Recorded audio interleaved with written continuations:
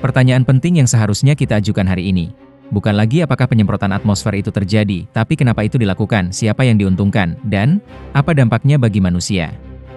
Jika kita menanggalkan emosi, dan mulai berpikir sistematis, motif di balik semua ini sebenarnya hanya ada 3, profit ekonomi, kontrol kekuasaan, dan yang paling berbahaya, ambisi untuk mengambil alih peran Tuhan. Mari mulai dari yang paling mudah diukur, ekonomi kesehatan. Dalam beberapa tahun terakhir, penyakit ringan berubah menjadi kronis, batuk berbulan-bulan, flu tak kunjung sembuh. Secara ilmiah, ini bukan soal kebetulan. Pertanyaannya adalah, apakah ada faktor lingkungan yang menurunkan daya tahan biologis manusia?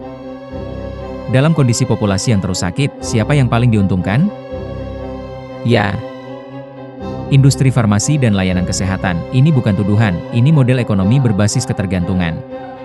Sekarang perhatikan satu narasi yang dibangun perlahan selama 2 dekade. Matahari diposisikan sebagai ancaman, matahari bikin kanker, matahari harus dihindari, matahari harus dilawan. Hasilnya jelas, industri sunscreen bernilai miliaran dolar, bahkan bayi dianggap harus dilindungi dari matahari. Tapi data epidemiologi menunjukkan kejanggalan. Mayoritas penderita kanker kulit justru bekerja di dalam ruangan minim paparan matahari. Sudah pakai sunscreen tapi tetap sakit, maka pertanyaan ilmiahnya sah, apakah matahari benar-benar penyebab utama?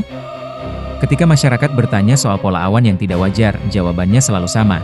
Itu cloud seeding. Teknologi hujan buatan. Baik. Mari kita pakai logika ilmiah. Jika teknologi ini bisa menurunkan hujan, maka secara prinsip, ia juga bisa mengalihkan atau menghentikan hujan.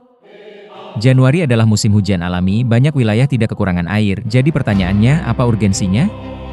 Fakta media tidak bisa diabaikan. Maret 2025, Al Jazeera, cloud seeding digunakan untuk melindungi Jakarta dari banjir. Juni 2024, Jakarta Post, cloud seeding digunakan untuk menahan hujan, agar proyek IKN berjalan lancar. Maka pertanyaannya sederhana, kenapa pendekatan yang sama tidak diterapkan di Sumatera saat hujan ekstrim terjadi berhari-hari? Apakah ini soal cuaca? Atau soal prioritas kekuasaan? Disinilah isu global warming memainkan peran kunci. Publik tidak diajak memahami kompleksitas iklim. Yang diberikan hanya satu pesan, bumi dalam keadaan darurat, dan dalam setiap keadaan darurat, pembatasan selalu dibenarkan. Manusia dibuat merasa bersalah atas keberadaannya sendiri, maka pembatasan energi, pembatasan mobilitas, bahkan pembatasan alam, diterima sebagai solusi.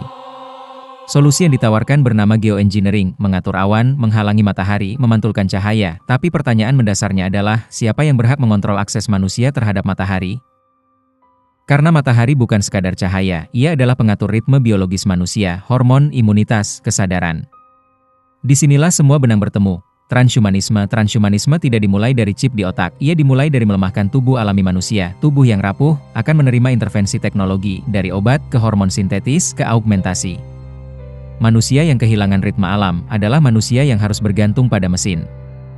Dalam literatur futuristik, tubuh manusia diproyeksikan sebagai platform biologis yang kompatibel dengan jaringan digital, nanopartikel, sensor, respons terhadap frekuensi 5G, and coming soon 6G. Untuk apa? Maka pertanyaannya sah secara ilmiah, apakah ini hanya soal cuaca? Atau persiapan lingkungan bagi manusia baru? Sejak awal peradaban, manusia hidup bersama cahaya, matahari dan bulan, bukan musuh, tapi penanda kehidupan.